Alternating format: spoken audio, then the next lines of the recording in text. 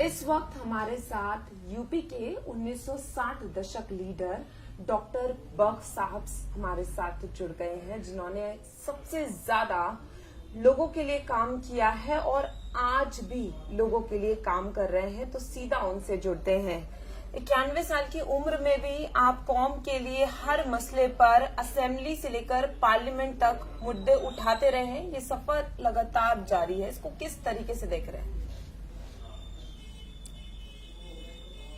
देखिए, ये दुनिया है, यहाँ सारे इंसान अल्लाह की मखलूक हैं। उन्हें अल्लाह ने सबको पैदा किया है और हमें आपको यानी ये मैसेज भी है कि सब इंसान आपस में भाई हैं। अकीदे के एतबार से, उसके एतबार से वो अलग बात है। जो आदमी के बहरहाल जो अकीदा या उसका मजहबी मामला है वो अपनी जगह पर है, लेकिन जहाँ तक इंसानियत का ताल्लुक़ है, इंसान सब हैं और इन सारे इंसानों को बहरहाल एक दूसरे की मदद करनी चाहिए, मिलजुल कर रहना चाहिए। ये अल्लाह का भी हुक्म है। लेकिन आज के इस दौर में जब से बीजेपी सरकार आई है तो इसमें हिंदू मुस्लिम नफरत पाई जाती है। इन्होंने बीजेपी के लोगों ने चूंकि नफरत पैदा करके हमारे देश में लोगों के दिलों को जोड़ने की बजाय तोड़ दिया है। तो हम तो यही चाहते हैं कि भाई हमारा देश है, हमारे देश के अंदर सब मिलजुल कर रहे और हमारे देश की भी तरक्की हो। लेकिन जो हालात आज पैदा कर दिए गए हैं हमारे नबी करीम हज़रत मोहम्मद सल्लल्लाहु अलैहि वसल्लम की शान में जो गुस्ताखी की गई है, तो उससे न सिर्फ हिंदुस्तान बल्कि सारी दुनिया के मुस्लिम कंट्रीज भी उसमें शामिल हो गए। इसी गुस्ताखी को गौर करते हुए 19 तारीख को बरेली में एक प्रदर्शन हो रहा है, बहुत बड़ा प्रोग्राम रखा गया है। तो क्या आगे भी ऐसे प्रदर्शन होते रहेंगे और इस प्रोग्राम को आप किस तरीके से देख रहे हैं? देखिए, वो उनका जाती प्रोग्राम है, मौलाना तौक़ीर रज़ा खां साहब का। उसमें मैं कोई दखल नहीं दे रहा। वो किस तरह करेंगे, कैसे करेंगे, बहरहाल वो ये सबके लिए नहीं है। वो उनका वहाँ का बरेली के लिए है। वो वहाँ इस्लामिया कॉलेज में कोई जुलूस नहीं निकाल रहे, कुछ नहीं। जो प्रोग्राम करेंगे तो वो अपनी बात सुनाएंगे और वो ख़ास तौर से कि सरवर कायनात सल्लल्लाहु अलैहि वसल्लम की जो तौहीन की गई है कि आज तक अभी उस पर कोई कानूनी कार्रवाई नहीं हुई। जुमे की नमाज के बाद प्रदर्शन हुआ और उसके बाद कई मुसलमान नेताओं के घर पर बुलडोजर चला दिए गए। इसको आप किस तरीके से देख रहे हैं? देखिए, ये खुली हुई नाइंसाफी है, कानून के खिलाफ है। हमारे पास हमारे देश में कानून मौजूद है, समझिए, कॉन्स्टिट्यूशन है इंडिया का, उसके मुताबिक देश चलना चाहिए। और मुल्क के अंदर जो खराबियां पैदा हो रही हैं उसकी वजह भी यही है कि हम हिंदुस्तान के कानून को फॉलो नहीं कर रहे, बल्कि अपनी मर्जी से। अब जैसा कि ये बुलडोजर का मामला है, भाई बुलडोजर का ये मतलब थोड़ा ही है कि ये बैठे हुए कानून को दरकिनार कर दो और बुलडोजर चलवाए जाओ। ये कोई तरीका नहीं है, बल्कि इंसानियत के नाते से अगर कोई गलती कर रहा है तो उसको समझाने की ज़रूरत है, उस पर उसको वार्निंग देने की ज़रूरत है। ना सिर्फ ना कि ये कि उनको मरवाने की और उनको उनके साथ ज़ाती जुल्म करने की जो बात की जा रही है, जो काम किया जा रहा है, इससे देश के अंदर बहुत हालात ख़राब हो गए हैं। और ख़ास तौर से हमारे नबी करीम सल्लल्लाहु अलैहि वसल्लम की शान में जिन दो आदमियों ने, नुपुर शर्मा और नवीन जिंदल ने जो गुस्ताखी की है, वो इस तरीके से नहीं हो सकता कि साहब उनको सस्पेंड कर दिया या पार्टी से निकाल दिया। ये मसला बहुत अहम है और ये सारे मुसलमानों के दिलों से जुड़ा हुआ है, न सिर्फ हिंदुस्तान बल्कि सारी दुनिया के मुसलमानों से जुड़ा हुआ है। और इसीलिए सारे लोग इसमें, बहरहाल इसके खिलाफ मजम्मत का सबने प्रस्ताव भी पास किया है। तो हमारी मांग ये है कि इन दोनों के खिलाफ कार्रवाई हो, इनकी गिरफ्तारी हो, इनको जेल भेजा जाए और इनके खिलाफ कानूनी कार्रवाई की जाए।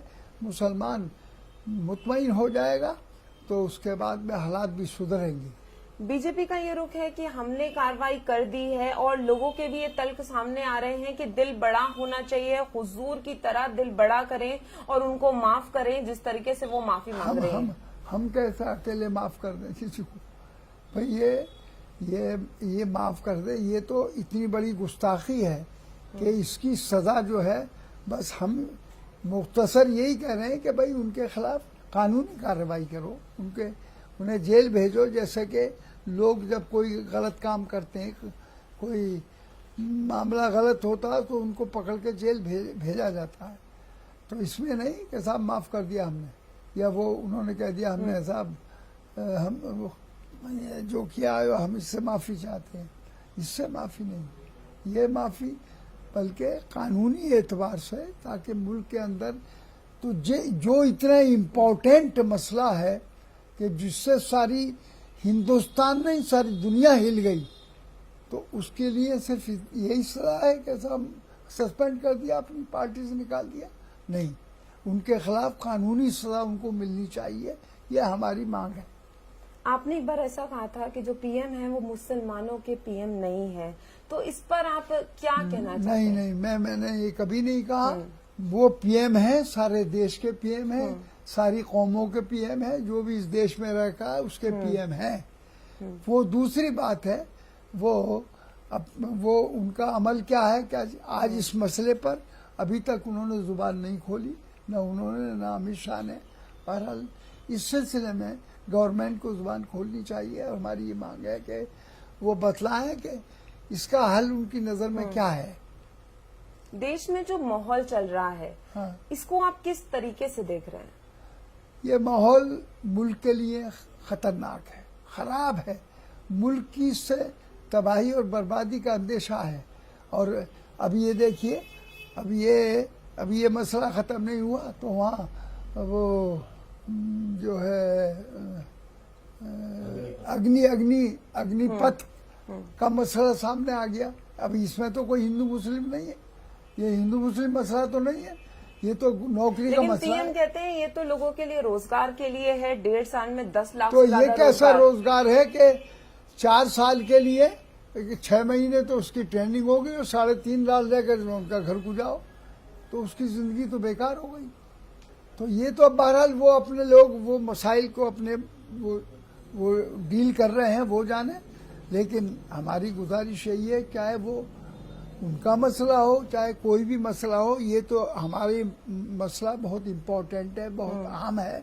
इस तरफ तवज्जो गवर्नमेंट को करनी चाहिए और गवर्नमेंट को इसमें अपना बयान देना चाहिए और खुलकर इस पर कार्रवाई करें, जिससे मुल्क बर्बाद होने से बच सके। आप 1960 से लीडर हैं और जो सियासत पहले थी और अब जो सियासत है उसमें कितना फर्क आपको देखने को लग रहा है? बहुत बड़ा फर्क है, जमीन आसमान का फर्क दिखाई दे रहा है। पहले जो सियासतदान थे, जो कोई बात कहते थे, उनका इज्जत और एहतराम किया जाता था और उस पर अमल किया जाता था। उस पर बहस होती थी पार्लियामेंट के अंदर और असम्बलियों के अंदर भी बहस हुआ करती थी उसमें। लेकिन अब ऐसा नहीं हो रहा है, अब अपनी मर्जी से जो चाहते हैं वो करते हैं। अब यही बिल्डोजर का है, भाई ये बिल्डोजर कानून थोड़ी कि किसी का आप मकान गिरा कर दीजिए तो उसको तबाह बर्बाद कर रहे हैं। ठीक है, उसकी को गलती है तो उसकी जो मुनासिब सजा जो कानून ने तय की है वो सजा उसको दीजिए, उसको जेल भेज दीजिए, कोर्ट तय करेगी उसको। ईडी की एक नई परिभाषा देखने को मिल रही है, आप इस परिभाषा को किस तरीके से देख रहे हैं? क्या परिभाषा? कि अगर कोई आवाज उठा रहा है तो ईडी उनके घर तक पहुंच जा रही है, आप इस परिभाषा को कैसे देख रहे हैं? नहीं, परिभाषा देखिए मुल्क के लिए अच्छी नहीं है, ये मुनासिब नहीं है। जैसे ईडी का मसला है, कांग्रेस का राहुल गांधी के साथ जो हो रहा है, ये सब ये हरेसमेंट हो रहा है, इससे मुल्क का माहौल खराब हो रहा है। इसलिए और वो भी एक बहुत बड़ी पार्टी और जिम्मेदार पार्टी के एक बहरहाल रहनुमा हैं, उनके साथ भी इतना लंबा यानी बयान और हैरेसमेंट के साथ रोज उनको बुला लिया जाता है। अरे कोई बात पूछनी थी तो पूछ कर उसको छुट्टी करते। ज्ञानव्यापी मामले पे 3 जुलाई को फिर से सुनवाई होनी है। आपको क्या लगता है कैसे इस मसले का हल निकलेगा? नहीं, ज्ञानव्यापी मामला देखिए, मस्जिद है। अब ज्ञानव्यापी में मुसलमान उसके अंदर वो जो है क्या है वो हाँ? शिवलिंग क्यों मुसलमान उसके अंदर रखेगा? मुसलमान का शिवलिंग से कोई ताल्लुक नहीं। और मस्जिद के अंदर वो इस किस्म की कोई बुराई या कोई काम नुक्स का क्यों पैदा करेगा कि जिससे कि मस्जिद पर आ जाए? भाई मस्जिद तो अल्लाह का घर है, कोई किसी की प्राइवेट कोई एजेंसी तो है नहीं जी। मथुरा विवाद भी कोर्ट तक पहुंच गया है। क्या लगता है कि इसका बातचीत से कोई हल निकल पाएगा? नहीं, हम तो यही करते हैं वो हर मुल्क के अंदर कानून इन्हीं अदालतें होती है। हमारे मुल्क में भी है, हमारे मुल्क में कॉन्स्टिट्यूशन भी है, सब कुछ है। तो वो अदालतें कॉन्स्टिट्यूशन के हिसाब से तो मसाइल को तय करेगी, तो उनको तय करने दें उसको। जिस तरीके से नुपुर शर्मा मामले में रोज नया मोड़ आ रहा है, बवाल मचता जा रहा है, कहीं ना कहीं चुप्पी भी है, तो इस सबको किस तरीके से देख रहे हैं? देख कह रहे हैं, हम तो यही कह रहे हैं कि इस मसले को हल करना चाहिए गवर्नमेंट से मांगे हमारी। हाँ। वही गवर्नमेंट का ये रुख है कि जो भी हमें कार्रवाई करनी थी वो हम कर चुके हैं, वो माफी मांग चुकी है। ये इससे मुसलमान कौम कोई भी मुतमईन नहीं है। ये कोई कानूनी कार्रवाई नहीं है, तो उनकी प्राइवेट कार्रवाई है, पार्टी की कार्रवाई है कि पार्टी किसी को सस्पेंड कर दिया, किसी को निकाल दिया। लेकिन ये जो जो कॉन्स्टिट्यूशन ऑफ इंडिया है उसके एतबार से इसमें कोई कार्रवाई नहीं है। तो इन सब मसलों पर ये जो मसाइल हैं, क्या आपको लगता है कि एक पूरा डेलीगेशन, एक सबको साथ होना चाहिए और सबको साथ होकर इस पर एक मांग करनी चाहिए? नहीं, ठीक है, मुसलमान भी परेशान हैं इसमें, इस मसले पर बहुत ज्यादा कि उनके साथ नाइंसाफी हो रही है।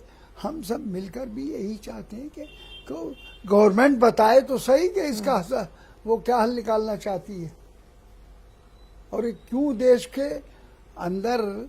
बहरहाल इससे देश को नुकसान होगा।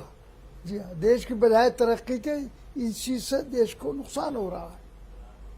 आजम खान जेल से रिहा हो गए हैं। उनका कहना है कि उनके साथ बहुत जुल्म हुए हैं और जो जुल्म हुए हैं वो जनता ने भी देखे हैं और लोगों ने भी देखे हैं। और अगर ईडी की भी बात की जाए तो उनके साथ भी कई इन्वेस्टिगेशंस हुई हैं। तो कहीं ना कहीं जुल्म अगर बदला लेना है तो जुल्म ही उसका एक सल्यूशन है। तो आप इसको किस तरीके से देखते हैं? ठीक है, वो आजम खान का पर्सनल मामला है और उसमें कोई मैं जाती तौर पर कोई बहरहाल उसमें कोई मैं वो मदाखलत नहीं करना चाहता।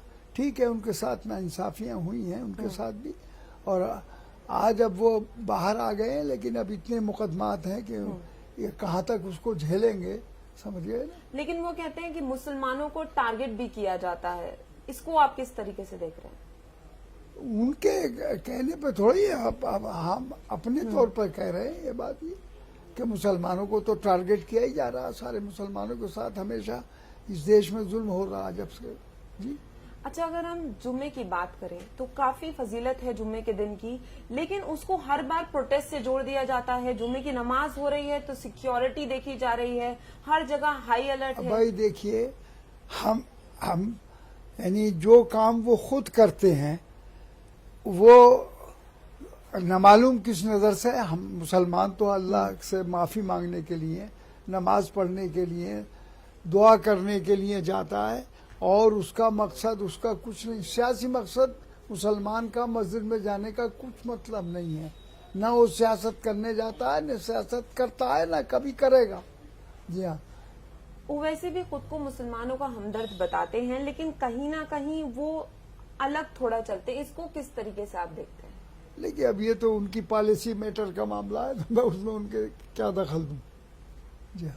जैसे 19 तारीख का जो प्रोग्राम है अभी, क्या आपको लगता है कि ऐसे और प्रोग्राम होंगे इस बात को लेकर कि अपनी बात रखने के लिए ऐसे और प्रोग्राम हो सकते हैं? क्योंकि सब अपनी बात रखना चाह रहे हैं और चाहते हैं कि जो अमन चैन वो चाहते हैं या जो मैसेज पहुंचाना चाहते हैं उसके लिए ऐसा कुछ हो कि बात जहां तक पहुंचानी है वहां तक पहुंची जाए। ना तो ये तो अभी इस सिलसिले में कोई ऑल इंडिया मीटिंग तो हुई नहीं, ना मुसलमान एक जगह में जुड़कर बैठे और संजीदगी से इस पर गौर करें कि हमें अब क्या करना है, तभी तो हम कोई बात करेंगे। अभी हमारे सामने कोई ऐसी लाइन ऑफ एक्शन नहीं है।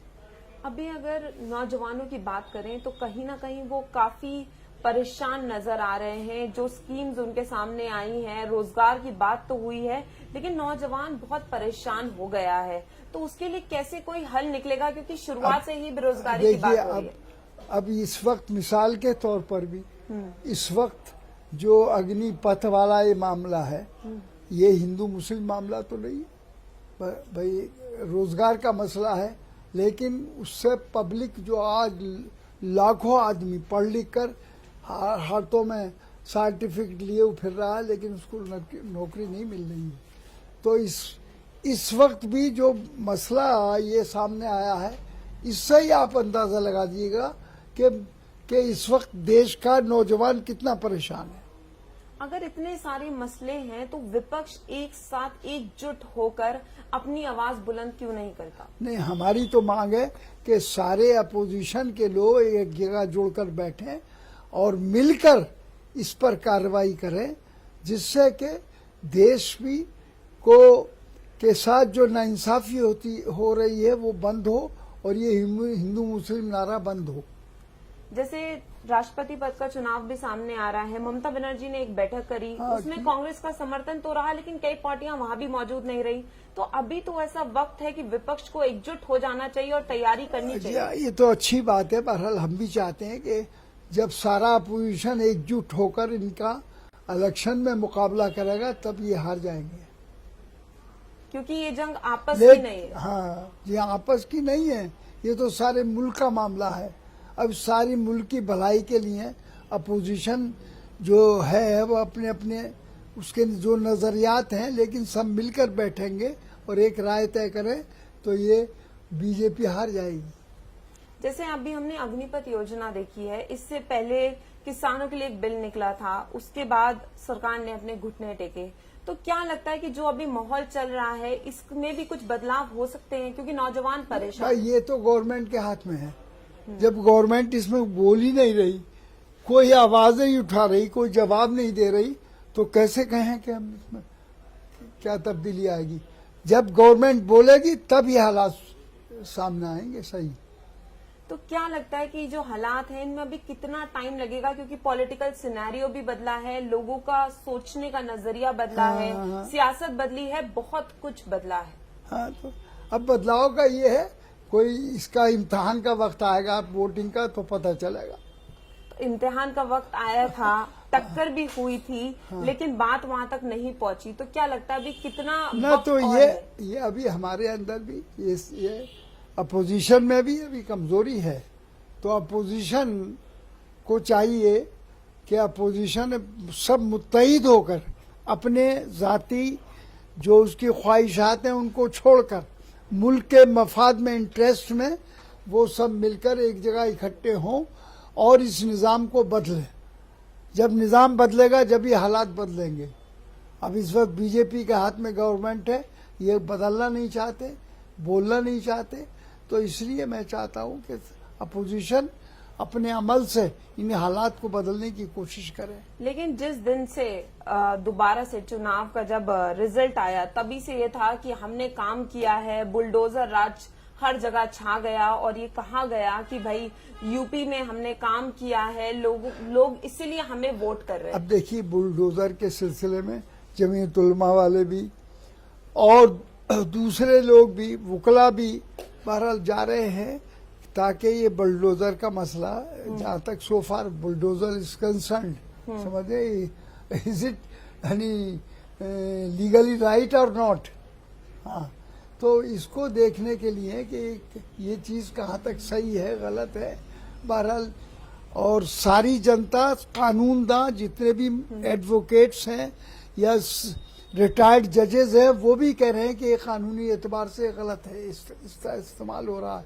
लेकिन वो अपनी मतलब ये है कि ये योगी साहब जो है अपना उसको इस्तेमाल ये कर तो लोगों की बात हो गई, कानून की बात हो गई, लेकिन अगर मैं आपसे पूछूं, यूपी की राजनीति में या देश की राजनीति में बार बार बुलडोजर का नाम उठ जाता है, इसको आप कैसे देख रहे हैं अपने नजरिए से?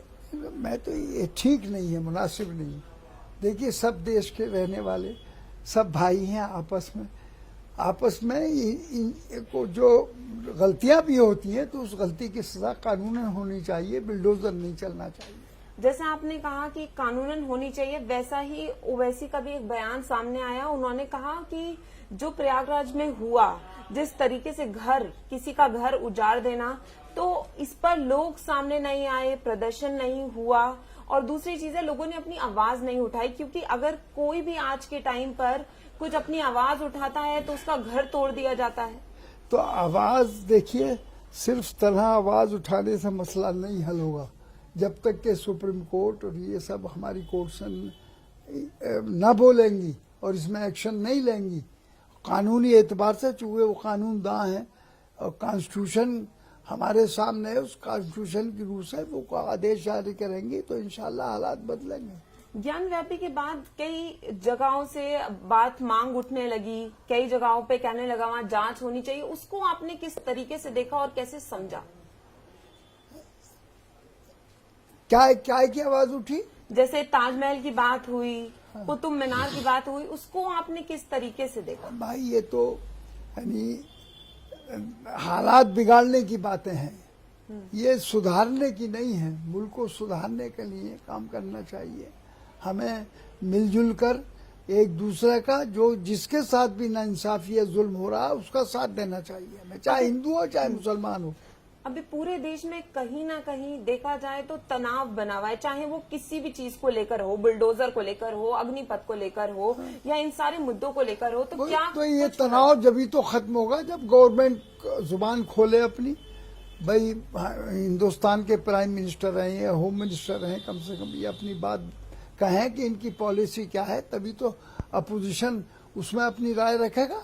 तो सारा अपोजिशन साथ क्यों नहीं हो जाता कि बात रखी जाए? होने की बात हो रही है, इंशाल्लाह सारा अपोजिशन एक जगह इकट्ठा होगा, आप ये देखेंगे। तो इसमें थोड़ा टाइम लगेगा, पर ये होगा। हाँ भाई, ये इसमें बहरहाल एक बहुत बड़ा लंबा चौड़ा मामला है, जल्दी इसमें हालात सुधरने के तरफ आएंगे, लेकिन इसकी पहल की जा सकती है। की जा सकती है। ओवैसी कहते हैं, मैं मुसलमानों के हक में बात करता हूँ, लेकिन आपको ऐसा लगता है कि वो सच में हक में बात करते हैं? देखिए, मैं टॉपिक ओवैसी नहीं है, मैं ओवैसी पर कोई बात नहीं करूंगा। It is not a topic. ठीक है, ये टॉपिक नहीं है। अगर हम इस मुद्दे पे बात करें, जो चल रहा है, हुजूर की जो शान में जो गुस्ताखी हुई है, वहीं कहीं ऐसे तल्क भी मुसलमानों की तरफ से दिए जा रहे हैं कि दिल बड़ा कीजिए, माफ कीजिए। तो ऐसे मुद्दों पर जब अलग अलग राय आ जाती है, उसको आप कैसे देख रहे हैं? देखिए, इस जहाँ तक सरवरे कायनात सल्लल्लाहु अलैहि वसल्लम की शान और इज्जत का सवाल है जी, बहरहाल हमारा ईमान, हमारा इस्लाम सरवरे कायनात सल्लल्लाहु अलैहि वसल्लम है जी, उनकी जिंदगी है, उनकी लाइफ है पूरी हमारे सामने।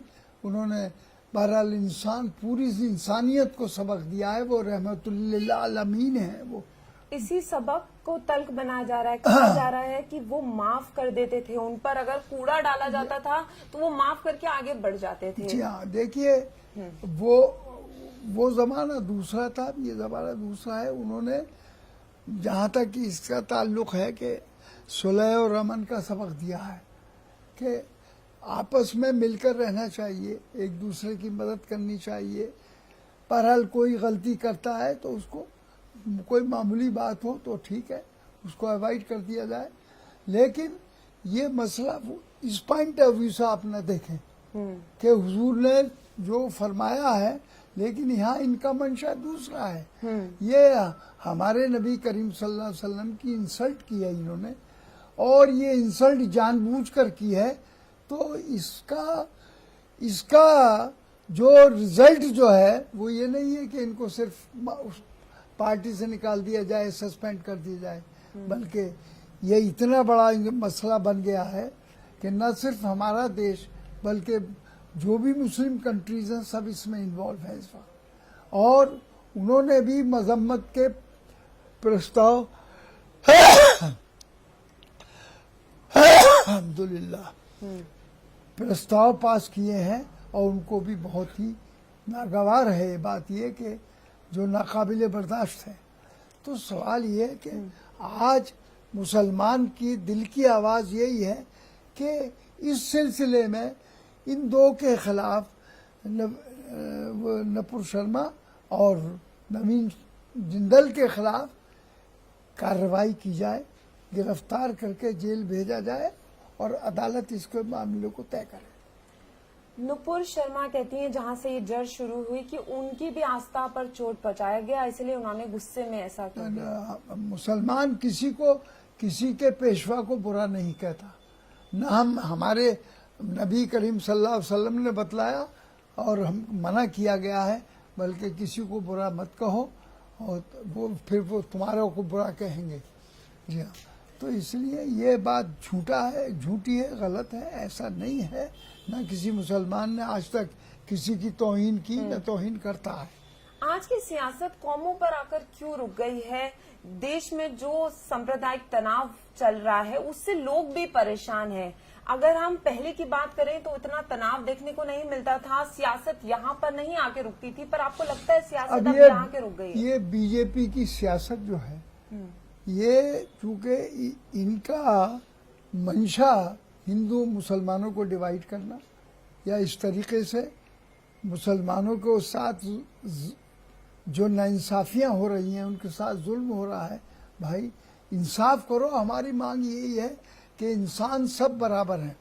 इंसान किसी से गलती होती है उसके खिलाफ अदालतें इसलिए मुल्क के अंदर बनाई गई हैं कि जो जिसकी गलती है उसको सजा दी जाए। मुसलमान की गलती है मुसलमान को दो, हिंदू की गलती है हिंदू को दो, सिख की गलती है तो सिख को दो, या जाटव की गलती है तो जाटव को दो। अब ये मतलब थोड़ा ही कि गलती किसी की है और सजा औरों को दे रहे हैं।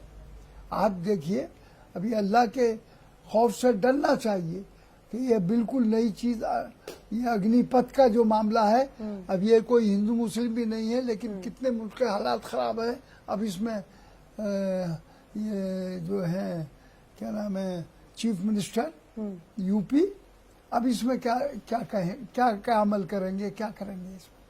लेकिन पार्टी की तरफ से तो ये रुख दिया जाना है कि रोजगार के लिए एक पहल हो रही है, जो बेरोजगारी पे सवाल उठ रहे थे उसके लिए एक ब्रेक है। अब ये तो वही जो बेरोजगार हैं लाखों, यानी मतलब ये नौजवान जो डिग्रियां लिए फिर रहे हैं उन्हें कोई रोजगार नहीं मिला, और रोजगार भी ये रोजगार थोड़े। अभी आप देखिए कि आपने 6 महीने उनकी ट्रेनिंग करके और 3.5 महीने में छुट्टी कर दी तो उनको रोजगार कहाँ मिला? सही तो जी हाँ, बहुत बहुत शुक्रिया हमसे बात करने के लिए। तो आप लगातार बर्क साहब को सुन रहे थे, हमने कई सवाल उनके आगे रखे, कई जवाब न्यूज 18 को मिले हैं, और साफ तौर पर जिस तरीके का तनाव अभी देश में जारी है उसको लेकर चिंता भी जताई है। तो कैमरामैन सोनू के साथ फराह खान, न्यूज 18।